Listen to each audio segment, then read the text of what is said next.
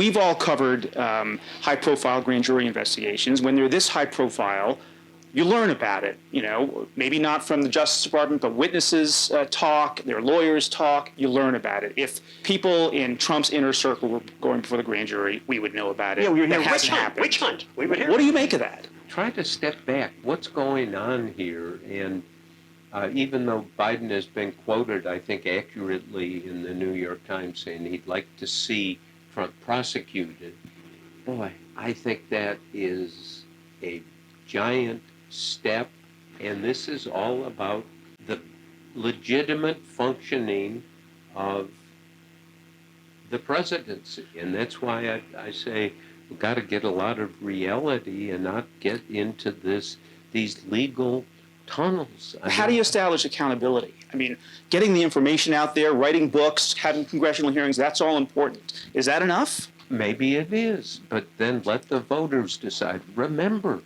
Trump in 2020 lost, and not by 7 million votes, by 45,000 votes in Arizona, Wisconsin, and Georgia.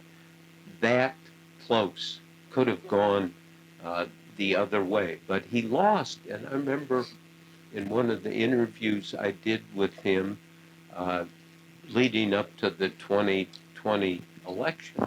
And so I just asked, I said, you know, I think you won in 2016, which I think is a question we always have to return to, because you realized the old order was dying in not just the Republican Party, but the Democratic Party, which I think is true. He just jumped in his chair. Yes, that's it. I knew the old order in both parties was dying. He did have some intuitive sense about where the soft spots were in the system, in the electorate, and so forth, and can't run away from the fact that he almost won in 2020.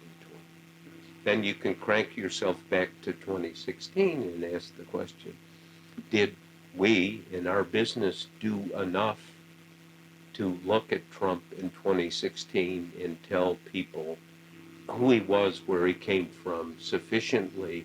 And I think I know myself, I'd say I've failed mightily.